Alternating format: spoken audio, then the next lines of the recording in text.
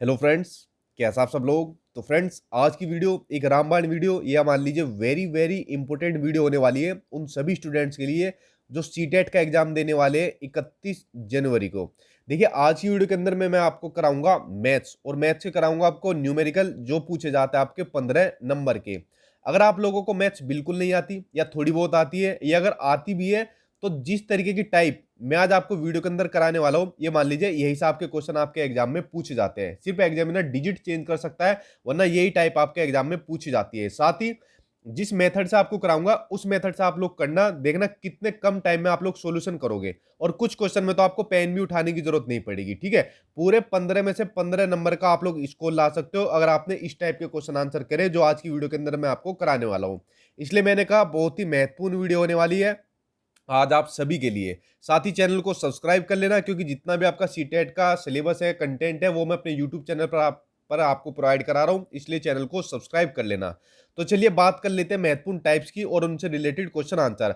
देखिए, हो सके तो एक सजेशन आप लोगों के लिए, जो टाइप जितनी भी आपको कराऊंगा इनको आप लोग एक अपने कॉपी में इनको लिख लीजिए। ठीक है, क्योंकि यही टाइप आपके एग्जाम में आती है। इन्हीं टाइप से बाहर आपका क्वेश्चन कभी नहीं पूछा जाता, तो लिख लोगे तो आपके नंबर पूरे बन जाएंगे। देखिए, पहली जो टाइप मैंने ली है ये आपके सीटेट के एग्जाम में हमेशा ही पूछी जाती है। क्वेश्चन कैसा पूछा जाता है, कोई भी नंबर आपको दे देगा और फिर पूछेगा सबसे छोटा सारगुणज यानी कि स्मॉलेस्ट कॉमन मल्टीपल निकालिए। एक नंबर का एक क्वेश्चन बहुत बार पूछा गया है।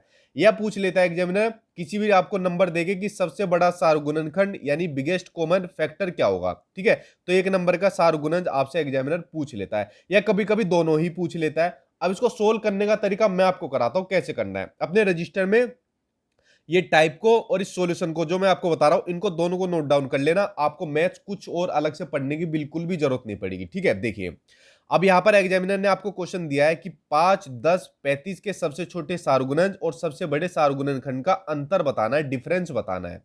देखिए, यहां पर जब भी आपसे एग्जामिनर पूछे सबसे छोटा सारगुणज किसी भी नंबर का या स्मॉलेस्ट कॉमन मल्टीपल, तो जो भी नंबर आपको दिए हुए हैं उन नंबर का आप लोगों को एलसीएम निकाल लेना है। ठीक है, ये समझ में आ गई। और जब पूछे सबसे बड़ा सारगुणनखंड या फिर बिगेस्ट कॉमन फैक्टर, तो जो नंबर आपको दिए हुए हैं जैसे यहां पर दिए हुए उनका आप लोगों को एचसीएफ निकालना है। समझ गए, स्मॉलेस्ट में एलसीएम और बिगेस्ट में एचसीएफ निकालना है। अब निकालते हैं। देखिए, पहले निकालते हैं सबसे छोटा सारगुणज यानी कि इनका एलसीएम।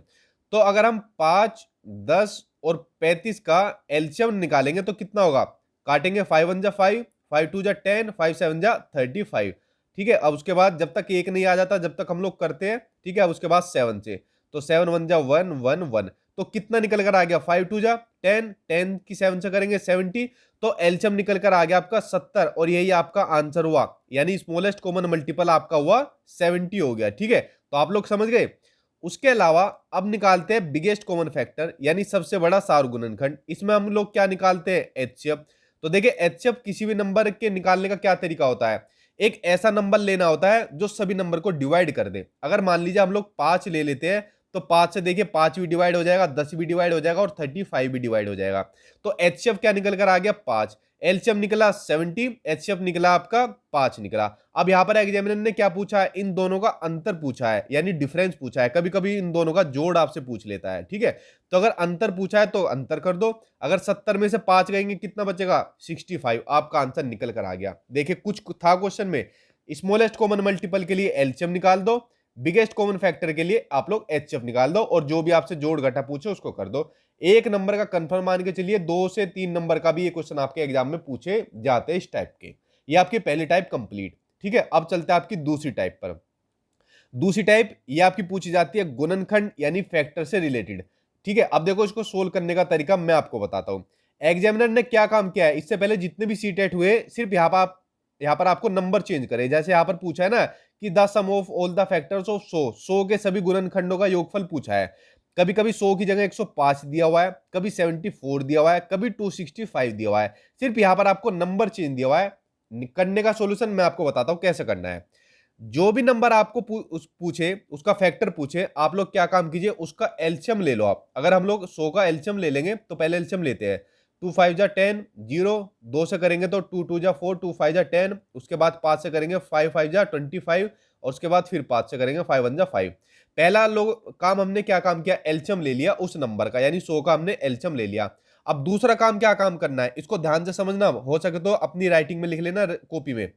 जो नंबर जितनी बार आया उसकी पावर उतनी बार लिखेंगे, ठीक है। जैसे 2 कितनी बार आया, 2 1 और 2 बार आया तो 2 की पावर 2 तक लिखेंगे, ठीक है। और शुरुआत करेंगे 0 से, 2 की पावर 0 प्लस 2 की पावर 1 प्लस 2 की पावर 2, ठीक है। 2 क्योंकि 2 बार आया है, अगर 2 3 बार आता तो प्लस 2 की पावर 3 कर देते, फिर इस तरीके से।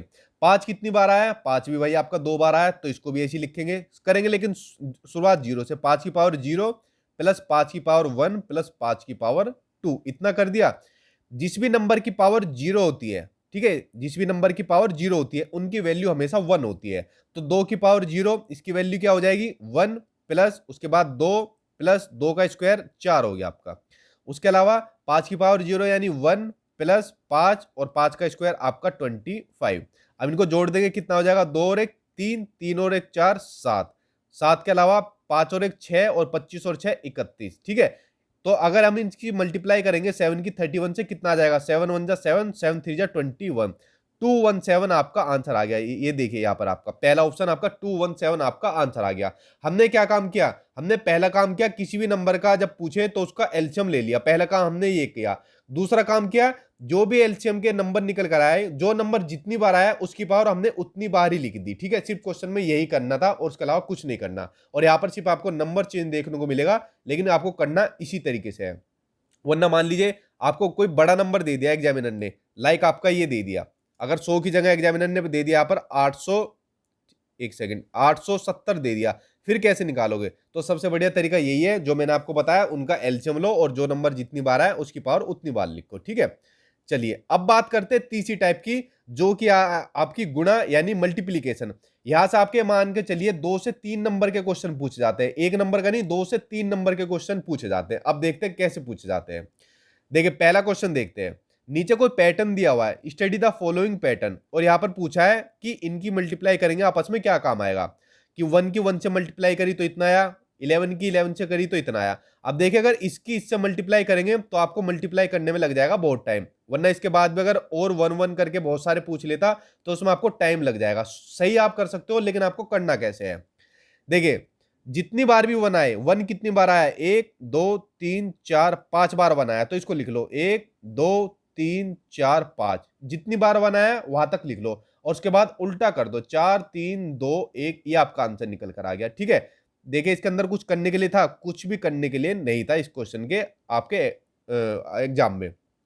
जो 1 जितनी बार आया वहां तक उसको लिख लो और फिर उसको उल्टा करके आप लोग आंसर सीधा निकाल दो, वरना मल्टीप्लाई करने में इसको लग जाएगा आपको बहुत सारा टाइम, ठीक है। चलिए अब चलते हैं अगली टाइप पर। ये वाली आ गई आपकी अगली टाइप। इसमें आपको कैसे पूछा जाता है, कोई भी आपको ऐसे 2 नंबर दे देगा और पूछ लेगा, उसमें इकाई अंक कभी आपसे एग्जामिनर पूछ लेगा, कभी आपसे पूछ लेगा दहाई अंक और इकाई अंक का योगफल या घटा, कुछ भी पूछ लेगा, ठीक है। यानी आपको डिजिट 10 डिजिट और यूनिट का आपको कुछ भी पूछ लेगा। अब देखिए, अब इसको ध्यान से समझना, जब भी नंबर का आपको पूछे इकाई अंक, ठीक है, यानी पूछा आपको यूनिट डिजिट, तो इसमें क्या काम करना है, जिस भी नंबर को आपको मल्टीप्लाई करने के लिए दे सिर्फ उनको लास्ट वाले नंबर ले लो, ये 9 और 3, क्योंकि आपकी यूनिट डिजिट यही शुरू होती है, ठीक है। 9 की 3 से मल्टीप्लाई करी तो कितना आ गया 27, और 27 में यूनिट डिजिट कितनी है 7, तो 7 निकल कर आ गई हमारी यूनिट डिजिट यानी इकाई अंक। ये हो गई आपकी पहली टाइप, ये होगी। उसके अलावा दूसरी टाइप जो आपको सामने स्क्रीन पर दिख रही है, उसमें क्या काम करना है, उसमें आपको 10 डिजिट और यूनिट डिजिट दोनों ही निकालनी है। देखिए उसमें, इसमें आपको लास्ट के 2 नंबर लेने हैं 59 और 73। अगर हम लोग 59 और 73 की मल्टीप्लाई करेंगे तो कितना आ जाएगा, इसकी एक बार मल्टीप्लाई करके देखियो, 9 3 जा 27 7, उसके अलावा ये आपका 0 और आपका 43 4307, ये आपका निकल कर आ गया। अगर इसमें इकाई अंक इसमें पूछा दहाई अंक और इकाई अंक का योगफल, देखिए यूनिट डिजिट आपको ये, 10 डिजिट आपकी ये, पूछा क्या है जोड़, तो 0 में 7 जोड़ देंगे तो कितना आ जाएगा 7, आंसर आ गया आपका पहला। अगर आपसे पूछा यहाँ पर माइनस, तो 7 में से 0 घटा देते तो आपका तब भी वही आ जाता, ठीक है। करने के लिए कुछ नहीं था। अगर एग्जामिनर आपसे पूछे खाली इकाई अंक, तो लास्ट के सिर्फ ये वाले नंबर को आपको मल्टीप्लाई करनी है और उसका लास्ट का डिजिट लेनी है। अगर आपको दोनों ही पूछ ले तो 2 नंबर की आपको लास्ट वालों की मल्टीप्लाई करनी है, ठीक है। इतना करना है सिर्फ इस क्वेश्चन में। चलिए अब चलते हैं अगली टाइप पर। आई होप आपको ये टाइप समझ में नहीं आ रही होगी। अगर कोई टाइप समझ में नहीं आए नीचे कमेंट बॉक्स में लिख देना, नेक्स्ट वीडियो में मैं आपको बता दूंगा दोबारा से, ठीक है। लेकिन आप मुझे ये पक्का यकीन है आपको ये समझ में आ जाएगी, चाहे वीडियो को आप लोग दूसरी बार देख लेना। अगला क्वेश्चन आपको दिया हुआ है, यानी अगली टाइप इसी से संबंधित आपकी मल्टीप्लाई से। कोई भी आपको दो नंबर दे देगा और पूछ लेगा उनमें कौन सी संख्या घटाई जाए या इनमें कौन सी संख्या जोड़ी जाए। ये आपका बहुत बार रिपीट होता है आपके सीटेट के एग्जाम में। देखिए अब इसके अंदर करना कुछ भी नहीं है, सिर्फ इसमें ये करना है, जैसे यहां पर पूछा है, यहां पर पूछा है 1109 इंटू 505, इसमें कौन सी संख्या घटाई जाए। मान लीजिए एक्स घटा लेते हैं, ठीक है, ये हमने एक्स घटा लिया ताकि कितना प्राप्त हो, ये प्राप्त हो, ठीक है। इसको लिख लीजिए आप 505050। अगर यहां पर पूछा कौन सी संख्या जोड़ी जाए तो प्लस एक्स कर देते हैं। अब 1109 की 505 से अगर मल्टीप्लाई करेंगे तो कितना आ जाएगा, मल्टीप्लाई करके देखते हैं। 5 उसके अलावा 4 3 और आपका 0 4, उसके अलावा ये हो गया आपका 0 और उसके अलावा ये 56, यानी 5,60,045 में से x माइनस किया तो ये हो जाएगा आपका 50 50 50। अब देखिए x की वैल्यू निकल कर आ जाएगी, इसमें से ये माइनस कर देगा, आपका आंसर आपका निकल कर आ जाएगा। ये तो आप लोग इतना कर सकते हो, सिर्फ आपको माइनस करना है इसमें से ये। मैं आपको सिर्फ टाइप समझा रहा हूं कि किस टाइप का क्वेश्चन आता है, कि कौन सी संख्या घटाई जाए और कौन सी संख्या जोड़ी जाए। तो x कर देना, घटाए तो प्लस, पूछे तो प्लस कर देना, बाकी मल्टीप्लाई करके आप लोग इसको ऐसे सोल्व कर देना, ठीक है। ये आपका पूछा जाता है आपके एग्जाम में। अगली टाइप देखते हैं। अगली टाइप का क्वेश्चन है आपके स्क्वायर से रिलेटेड, ठीक है। पहले ध्यान लीजिए, स्क्वायर, ये सामने आपको स्क्वायर दिया हुआ है जिसकी सभी साइड क्या होती है, इक्वल होती है। मान लीजिए इसकी एक साइड 2 है तो ये मान लीजिए सभी साइड इसकी 2 हो जाएगी, ठीक है। इतना आई होप आप लोगों को सभी को पता होगा। इसमें सिर्फ आप दो फॉर्मूले याद करिए। एक फॉर्मूला पूछा जाता है आपका एरिया ऑफ स्क्वायर, ठीक है। एरिया ऑफ स्क्वायर ये होता है आपका साइड का स्क्वायर, ठीक है, ये होता है आपका एरिया ऑफ स्क्वायर। दूसरा पूछा जाता है आपका perimeter of square, perimeter of square, ठीक है, यानी स्क्वायर का वर्ग का परिमाप। ये होता है आपका 4a, ए का मतलब है साइड, यानी 4 की मल्टीप्लाई साइड से कर दो। सिर्फ ये दो फॉर्मूले याद कर लो, अपने रजिस्टर में लिख लो, इस स्क्वायर से रिलेटेड एक नंबर पक्के कर लोगे। देखिए किस तरीके का क्वेश्चन आपसे पूछा जाता है। यहां पर क्वेश्चन आपको पूछा हुआ है, एक वर्ग की भुजा 10 सेंटीमीटर है, ठीक है, यानी एक स्क्वायर की साइड 10 सेंटीमीटर है। ये हो गया आपका स्क्वायर। अगर इसकी एक साइड 10 है तो मैंने क्या कहा था, सभी साइड इक्वल होती है, तो सभी साइड इसकी क्या हो जाएगी, 10 हो जाएगी, ठीक है। आगे पढ़ते हैं। यदि वर्ग की भुजा दोगुनी कर दिया जाए, यानी इसकी साइड को डबल कर दे, तो भाई अगर इसकी साइड को डबल कर दोगे, 10 की साइड डबल कितनी होगी, 20 हो जाएगी, तो सभी क्या हो जाएगी 20। अगर इसकी सभी साइड को डबल कर दे तो नया परिमाप यानी पेरीमीटर कितने गुना हो जाएगा। देखिए मैंने क्या बताया था, पेरीमीटर ऑफ स्क्वायर का फॉर्मूला वो होता है आपका 4a, ठीक है। अब सोल्व करते हैं। पहले वाले की अगर करेंगे 4 की मल्टीप्लाई 10 से करेंगे, क्योंकि यहां पर 10 आपकी साइड है, तो ये हो जाएगा आपका 4 की 10 से करेंगे 40। दूसरे वाले की 4 की मल्टीप्लाई 20 से करेंगे, हो जाएगा कितना आपका, 4 की 20 से करेंगे ये हो जाएगा 80।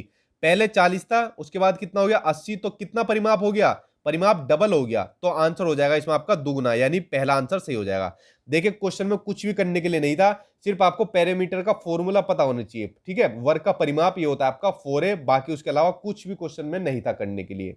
एक इससे रिलेटेड आपका रेक्टेंगल का पूछा जाता है, वो मैं नेक्स्ट वीडियो में मैं आपको बताऊंगा।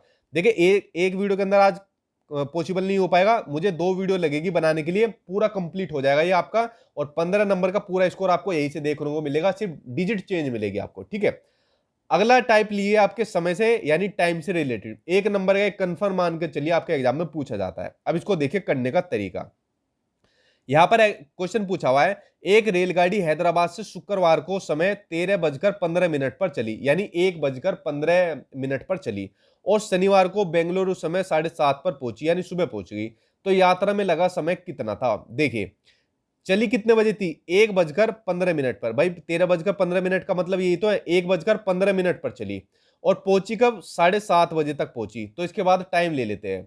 अगर 1:15 में 1 घंटा जोड़ देंगे तो कितना हो जाएगा, 2:15, एक और घंटा जोड़ जाएंगे 3:15, एक और जोड़ देंगे 4 घंटा 15 मिनट, एक और जोड़ देंगे 5:15, फिर 6:15, फिर 7:15, 8:15, 9:15, 10, 11, 12, 12 के बाद 1 2 3 4 5 6 7, तो यहां तक हो गया आपका 7:15, और पहुंची कितनी है 7:30 पर। तो 15 मिनट और लिख लो यहाँ पर, ठीक है। अब देखिए कितने घंटे लगे, 1 2 3 4 5 6 7 8 9 10 11 12 13 14 15 16 17 18 18 तो लगे घंटे पहुंचने में, और मिनट कितनी थी 15, यानी 18 बजकर 15 मिनट आपका आंसर निकल कर आ गया। देखिए करने के लिए इस क्वेश्चन में कुछ भी नहीं था, सिर्फ इतना ही आप लोगों को करना था जो मैंने आपको अभी ये चीज बताई है, ठीक है। तो आंसर निकल कर आ गया आपका, सेम आपको ऐसे ही करना है, और 1 नंबर का एक कंफर्म ही पूछा जाता है आपके एग्जाम में। सिर्फ कैलकुलेशन करनी है आपको, इसके अंदर और कुछ नहीं करना। अगली टाइप आपकी स्थानीय मान और जातीय मान से संबंधित, यानी प्लेस वैल्यू और फेस वैल्यू से रिलेटेड। अब देखो इसको सोल्व करने का तरीका, यहां पर एग्जामिनर आपको कोई भी नंबर दे देगा, जैसे यहां पर पूछा हुआ है कि 29,503 में 5 के स्थानीय मान और 32,071 में 7 के अंकित मान में क्या अंतर है। अब देखिए जब भी एग्जामिनर आपको दे स्थानीय मान, यानी पूछे आपको प्लेस वैल्यू, तो जिस भी नंबर की प्लेस वैल्यू पूछे उसके बाद जितने नंबर होंगे उनको जीरो में कन्वर्ट कर लेना। 5 का पूछा है, 5 के बाद कितने नंबर है, 1 2 2 नंबर है, तो 5 के बाद 2 जीरो लगा दे, ये हमारी निकल कर आ गई प्लेस वैल्यू। उसके अलावा जिस भी नंबर का अंकित मान या जातीय मान या फेस वैल्यू पूछे वो हमेशा वही नंबर होता है, उसमें कुछ भी चेंज नहीं करना होता। तो 7 का अंकित मान पूछा है तो आपका 7 का अंकित मान 7 ही हो जाएगा। अब पूछा क्या है, पूछा है आपका डिफरेंस यानी अंतर। 500 में से अगर 7 चले जाएंगे तो कितना बचेगा, 493, आंसर आपका निकल कर आ गया, ठीक है। तो देखिए समझे, प्लेस वैल्यू में जिस भी नंबर का प्लेस वैल्यू पूछे उस नंबर के बाद जितने नंबर है उनको जीरो में कन्वर्ट कर लो, और फेस वैल्यू हमेशा वही रहती है। इसको आप ऐसे याद कर सकते हो, हमारा फेस हमेशा वही रहता है सेम, वो चेंज नहीं होता, लेकिन प्लेस हमारा चेंज होता रहता है, इसलिए हमने नंबर को चेंज कर दिया जीरो में। ये हो गई आपकी पहली टाइप, ठीक है, पहला क्वेश्चन इस टाइप का। इसी में आपकी दूसरी टाइप का पूछा जाता है, ये आपको पूछ लेता है एग्जामिनर डेसिमल में, वो आपका सिंपल था, यहां पर पूछ लिया आपको डेसिमल में। जैसे आपको डेसिमल दिया हुआ है कि 5 का स्थानीय मान पूछे। देखिए जब आपको एग्जामिनर पूछे डेसिमल में, जो भी नंबर का आपको पूछे स्थानीय मान, उस नंबर को ऊपर लिख लो, 5 को ऊपर लिख लिया, और डेसिमल के बाद जितने नंबर पर वो नंबर है उनको जीरो में कन्वर्ट कर दो। तो 1 2 3 3 नंबर पर है तो 3 जीरो लगा दो, आंसर आपका निकल कर आ गया, ठीक है। कितना सिंपल था। अगर मान लीजिए मैं पूछी इसमें आपका कि 5 की जगह कर दूं 7 का स्थानीय मान क्या होगा, तो 7 का पूछा है, 7 ऊपर कर दो, और उसके बाद 7 कितने नंबर पर आ रहा है डेसिमल के बाद, 1 2 2 नंबर पर आ रहा है, तो 2 जीरो लगा दो, ये आपका आंसर निकल कर आ गया, ठीक है। ये आपका दूसरा क्वेश्चन हो गया इसी टाइप से रिलेटेड, और प्लेस वैल्यू फेस वैल्यू आपके एग्जाम में हमेशा ही पूछा जाता है। अगली टाइप है भाई आपकी कोण से रिलेटेड, यानी आपके एंगल से रिलेटेड, 1 नंबर का ये आपका पूछा जाता है। और देखिए मैंने सारे ही कोण जितने भी होते हैं सामने आपको स्क्रीन पर दिख रहे हैं सभी लिख दिए, क्योंकि कोई सा भी एक कोण एग्जामिनर पूछ लेता है। जैसे पहला कोण है, इनको लिख लीजिए या स्क्रीनशॉट ले लीजिए, सामने स्क्रीन पर आपको दिख रहा है। पहला आपका एक्यूट एंगल यानी न्यून कोण, ये होता है आपका 0 से 90 डिग्री के बीच, यानी 90 डिग्री से छोटा। दूसरा होता है आपका राइट एंगल यानी समकोण, ये होता है आपका 90 डिग्री। तीसरा होता है आपका ऑब्ट्यूज एंगल यानी अधिक कोण, जो होता है आपका 90 डिग्री से 180 डिग्री के बीच में, यानी 180 डिग्री से छोटा।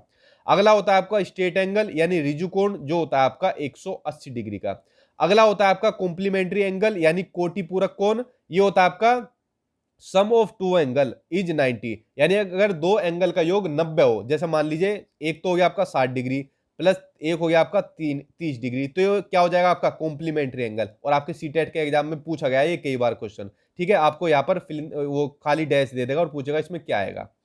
उसके अलावा एक लास्ट बचा आपका सप्लीमेंट्री एंगल, ये होता है आपका the sum of two angle is 180। Complementary में दो कोणों का योग 90 डिग्री होता है और सप्लीमेंट्री में दो कोणों का योग 180 डिग्री होता है। जैसे मान लीजिए हम लोग ये कर दे 90 प्लस 90 तो हो जाएगा आपका 180 डिग्री। तो सभी कोण के बारे में बता दिया मैंने आपको। अब देखिए इससे रिलेटेड क्वेश्चन जो आपके एग्जाम में पूछा गया है। यहां पर पूछा हुआ है कि number of degrees in 4 and 2/3 of right angle is, कि 4 और 2/3 समकोणों में डिग्रियों की संख्या क्या है। अब देखिए आपको समकोण पता होना चाहिए यानी राइट एंगल, तो ये रहा आपका राइट एंगल, ठीक है। राइट एंगल समकोण डिग्री कितना होता है, 90 डिग्री का होता है, ठीक है। अब देखिए क्वेश्चन को सोल्व कर दो, हमें पता चल गया भाई समकोण 90 डिग्री का होता है। अब पूछा क्या है 4, तो 4 लिख लो, 4 इंटू 90 डिग्री, 4 और 2/3, 2/3 यानी 2/3 ऑफ 90 डिग्री। सोल्व कर दो, 4 की 90 से करेंगे 360 डिग्री। उसके अलावा इसको सोल्व करेंगे 3 3 जा 90, 0, 30 की 2 से करेंगे 60, एक आ गया आपका 2/3 60 और ये आ गया आपका 4, 360 में अगर हम 60 जोड़ देंगे कितना हो जाएगा 420, आंसर आपका निकल कर आ गया, ठीक है। देखिए सिर्फ आपको एंगल के बारे में पता होना चाहिए था, उसके बाद 2/3 पूछे, 4/3 पूछे, 10/3 पूछे, कितना भी पूछे आप लोग उसका सिंपली आंसर निकाल दोगे। तो जितने भी एंगल थे, कोण थे, ऊपर मैंने आपको बता दिए, उनको अच्छी तरीके से कर लेना।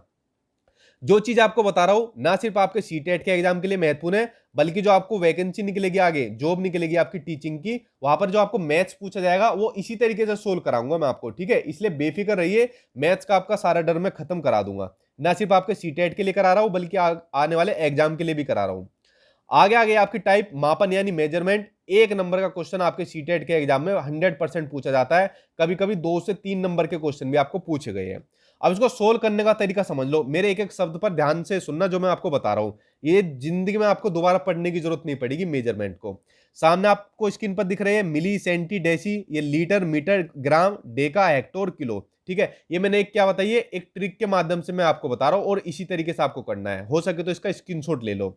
देखो, इसमें पहला क्या काम करना है आपको, अगर हम लोग पहले तो अगर इधर से इधर जाते हैं, ठीक है, अगर इधर से इधर जाते हैं, जैसे यहां पर ये इधर से इधर जा रही है ये वाली लाइन, आपने एक मूवी देखी है ना, भाग मीखा भाग, तो यहां पर मीखा भग रहा है, ठीक है, तो मीखा जी भग रहे हैं यहां पर इधर को, तो भग रहे हैं, तो इसका मतलब उन नंबर को कर देना आपको भाग, डिवाइड, ठीक है। समझते जाना, अगर अभी भी समझ में नहीं आएगा, जब पूरी बात बता दूंगा पूरा समझ में आ जाएगा। अब अगर मिखा जी इधर को जा रहे हैं, तो जा रहे हैं भागते हुए, यानी भाग करना है। और भागने के बाद मिखा जी वापस घर आ रहे हैं, ठीक है, गाना गुनगुनाते आ रहे हैं, तो यहां पर कर देनी है आपको गुना, यानी कि आपको मल्टीप्लाई कर देनी है। पहली चीज आप लोग ये समझ गए। उसके बाद दूसरी चीज, जितने भी आपको दिया हुआ है इन सभी के बीच में 10 का अंतर होता है, ठीक है, सभी के बीच में 10 का अंतर होता है। दूसरी चीज ये, बस ये 2 चीज आपको पता होनी चाहिए, आपका ये चैप्टर खत्म, ठीक है। अब देखिए कैसे, अगर मैं आपसे पूछूं कि भाई 1 किलो लीटर में कितने लीटर होते हैं, 1 किलो लीटर में कितने, अब देखिए किलो को इधर जाना पड़ेगा, और इधर जाते होते मिक्का जी क्या काम करते हैं, गुनगुनाते हुए, यानी गुना करते हैं, तो 10 तो ये हो गया, उसके अलावा एक और हो गया 10, ये हो गया, और एक और हो गया आपका 10, ये हो गया, यानी 1 किलो लीटर में कितने लीटर हो जाएंगे, तो 3 जीरो आ जाएगी, 1 2 3, यानी 1000 लीटर हो जाएंगे, समझ गए, ठीक है। अगर मैं पूछूं आपसे 1 मिलीमीटर में कितने मीटर होते हैं, तो देखिए 10 यहां होंगे, यानी 1/10, उसके अलावा 10 यहां हो जाएंगे 1/10, और उसके बाद यहां हो जाएंगे 1/10। क्यों? क्योंकि इधर को जाते हुए मिक्का सिंह भाग रहे हैं, यानी भाग करना है, तो कितना हो जाएगा 1/1000, यानी कि 1 मिलीमीटर में 1000 मीटर होते हैं, या 1 मिलीलीटर में 1000 मिलीलीटर होते हैं, या 1 मिलीलीटर में 1000 मिलीग्राम होते हैं, समझ गए। अब सिर्फ इतना ही आपको अपने एग्जाम में करना है। आई होप आप लोग इसको समझ गए होंगे अच्छी तरीके से। अब देखिए क्वेश्चन को सोल्व करने का तरीका, ये वो ट्रिक है जो मैंने बनाई हुई है, बहुत मेहनत लगी इस ट्रिक को बनाने में। अगर अच्छी लगे तो आप लोग चैनल सब्सक्राइब कर लेना, आगे भी ऐसी तैयारी कराऊंगा, और उसके बाद वीडियो को लाइक भी कर देना। देखिए अगर यहां पर आपको क्वेश्चन पूछा हुआ है कि which one of the following is not correct, निम्न में से कौन सा सही नहीं है, वो हमें देखना है। देखिए पहला देखते हैं, 1 मिलीमीटर में 0.1 सेंटीमीटर होते हैं, 1 मिलीमीटर में 0.1 सेंटीमीटर, देखते हैं 1 मिलीमीटर और 0.1 सेंटीमीटर, ये रहा आपका मिलीमीटर और सेंटीमीटर। देखिए इस तरफ को जा रहे हैं ना, और इस तरफ को जाते हैं तो क्या काम करते हैं, भगते हुए जाते हैं, तो भाग रहे हैं, तो बीच में कितना होता है अंतर, 10 का 1/10, 1/10 को हम 0.1 भी लिख सकते हैं, यानी 1 मिलीमीटर में 0.1 सेंटीमीटर होते हैं। ये बात बिल्कुल सही है, यानी ऑप्शन आपका पहला सही हो जाएगा, ठीक है। उसके अलावा दूसरा ऑप्शन देखते हैं, दूसरा ऑप्शन है 3 लीटर और 30 मिलीलीटर, ठीक है, 300 मिलीलीटर। अब यहां पर 30 मिलीलीटर तो आपको दिया हुआ है, ठीक है। अब 3 लीटर को मिलीलीटर में कन्वर्ट कर लो। पहले तो ये देख लो 1 लीटर में कितने मिलीलीटर होते हैं, ये रहा आपका मिली। 1 मिलीलीटर में कितने लीटर होते हैं, देखिए यहां पर आपका 10, यहां पर आपका 100, यहां पर आपका 1000, ठीक है। तो 1 मिलीलीटर में कितने लीटर हो गए आपके, 1000 हो गए, ठीक है। यहां पर आपको ये पूछा हुआ है ना, नहीं आपको क्वेश्चन उल्टा पूछा हुआ है, एक सेकंड, यहां पर आपको पूछा हुआ है 1 लीटर में, 1 लीटर को मिलीलीटर में कन्वर्ट करना है। ये देखिए 1 लीटर को मिलीलीटर में, तो यहां से इधर जाएंगे, फिर इधर से ऐसे जाएंगे, फिर इधर से ऐसे जाएंगे, यानी गुनगुनाते हुए गुना करते हुए जाएंगे, तो हो जाएगा आपका 10, ये हो जाएगा आपका 10, ये हो जाएगा आपका 10, यानी 1000, ठीक है। यानी 1 लीटर में 1000 मिलीलीटर होते हैं, तो अगर 1 लीटर में 1000 मिलीलीटर होते हैं, तो 3 लीटर में कितने हो जाएंगे, तो भाई 3 लीटर में हो जाएंगे आपके 3000 मिलीलीटर, ठीक है। 3 लीटर में 3000 मिलीलीटर। उसके अलावा 30 मिलीलीटर ही है, तो 3000 में 30 जोड़ेंगे कितना हो जाएगा, 3030 हो जाएगा, लेकिन यहां पर आपको दिया कितना है 300, तो यानी ये ऑप्शन आपका गलत है, ठीक है। देखिए कुछ नहीं करा, सिर्फ हमने इस मेथड के थ्रू सब चीज निकाल ली। इस मेथड को वेरी वेरी इंपॉर्टेंट लिख लेना। यहां से आपके लिए मान कर चलिए 2 से 3 क्वेश्चन बन जाएंगे और आपकी वैकेंसी जो आगे निकलेगी उसमें भी काम आएगा। सिर्फ इतना जान लीजिए, इधर को मिल्खा सिंह जाते हैं तो इधर को मिल्खा सिंह जाते हैं भागते हुए, यानी भाग कर देनी है, और भागकर जो वापस आते हैं तो वहां कर देती है आपको गुना यानी मल्टीप्लाई, ठीक है। और इन सभी के बीच में 10 का अंतर होता है। फिर चाहे आप लोग कुछ भी निकालें, आप उसका इजीली आंसर निकाल सकते हो। चलिए अब देखते हैं आपकी अगली टाइप के ऊपर। अगली टाइप आपकी डिवाइड यानी भाग से रिलेटेड। यहां से आपके कई सारे क्वेश्चन बनते हैं सीटेट के एग्जाम में। और देखिए कितना सिंपल क्वेश्चन ये आपका बनता है, बहुत सिंपल क्वेश्चन लेकिन बहुत बार रिपीट हुआ है। यहां पर सिर्फ आपको डिवाइड करना है, एंड आई होप आप लोगों को आता भी है कि इसको इससे डिवाइड करो। डिवाइड करते 19,000 को अगर 9 से डिवाइड करेंगे तो कितना आएगा। 11 1 जा 11, 9 में से गया 8 0, 11 7 जा 77, उसके बाद बचा कितना 9 में से 8 7 1 0, नहीं ये आपका गलत हो गया, दोबारा डिवाइड करते हैं, ठीक है। देखिए कितनी छोटी सी गलती मुझसे ही हो गई। 11 को दोबारा से डिवाइड करें, 11 1 जा 11, 9 में से 1 गया 8 0, 11 7 जा 77, ये बचा आपका 3 0, 11 2 जा 22, 30 में से 22 गए 8 9, 11 8 जा 88, ठीक है। यहाँ पर बच गया 1, तो एक बच गया आपका रिमाइंडर, यानी कि आपका बच गया शेषफल, इतना बच गया। अब दूसरे नंबर की आप लोग डिवाइड कर दो, दूसरे नंबर की डिवाइड करो, देखो कितने सिंपल। मैं तभी तो बोलता हूँ सीटेट का मैथ्स बहुत ही सिंपल आता है, सिर्फ कैलकुलेशन होती है इसमें। 11 की करेंगे 11 8 जा 88, उसके बाद बचा 2 9, 11 2 जा 22, 9 में से 2 गए 7 0, 11 6 जा आपका 66, 70 में से 6 गए बचेंगे 4। अब यहां पूछा है अगर इसकी इससे डिवाइड करें और इसकी इससे डिवाइड करें, जो प्राप्त शेषफल है यानी रिमाइंडर है उनका गुणनफल कितना होगा, तो मल्टीप्लाई कर दो। इसका 1 था, इसका 4 था, 1 की 4 से मल्टीप्लाई कर दी, आंसर आपका निकल कर आ गया। बहुत ही सिंपल क्वेश्चन, ये मान लीजिए सबसे सिंपल क्वेश्चन यही है, लेकिन आपके सीटेट के एग्जाम में बहुत बार रिपीट भी होता है। चलिए अब देखते हैं अगले क्वेश्चन पर।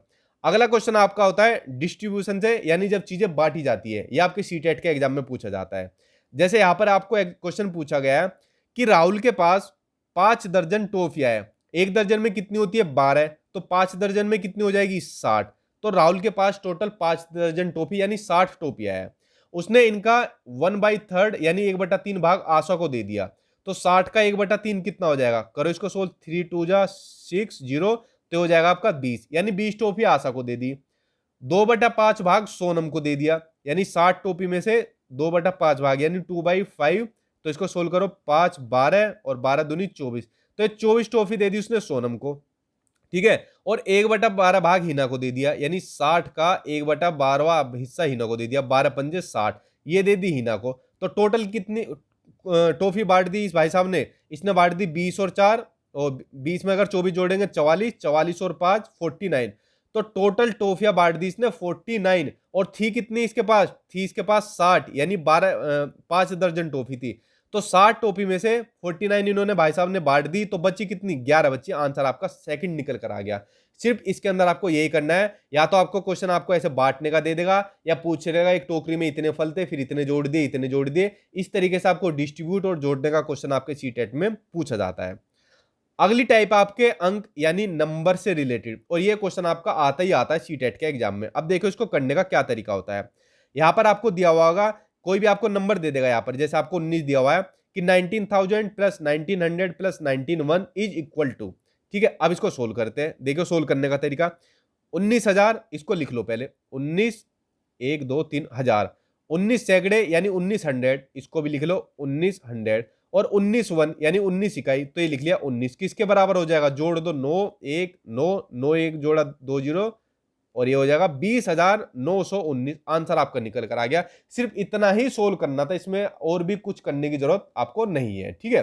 अब देखते हैं इसी से रिलेटेड इसकी अगली टाइप, ये भी आपको दी हुई है। ये कैसे दी हुई है, यदि 112 इकाई, 112 इकाई यानी सेम एज इट इज आपकी ऐसी आ जाएगी, 112 इकाई प्लस 12,000, तो 12,000 लिख लो आप, प्लस 12,000, ठीक है। कितना आ जाएगा जोड़कर, 2 1 1 और 12, यानी 12,112 is equal to 11,012, is equal to 11,012, plus उसके बाद पूछा है प्लस दाई, ठीक है। यहां पर आप इसको ध्यान से देखना, यहां पर इसमें आपको पूछा है प्लस दाई, तो प्लस दाई का मतलब आपका कितना हो जाएगा, 10 हो जाएगा, ठीक है। यहां पर आपको पूछा है ना 10 का, तो प्लस 10x कर दो। अब इसको सिंपल सोल्व कर दो, इसमें से इसको घटा दो, 12,000 112 में से अगर हम घटाएंगे 1012 तो कितना बचेगा, 0, उसके बाद 0 और 11, 1100 बराबर 10x बचा, तो x की वैल्यू निकल कर आ जाएगी, सामने से कट जाएगा, ये 110 आपका आंसर निकल कर आ गया। ठीक है, आंसर 4 आपका सही हो जाएगा।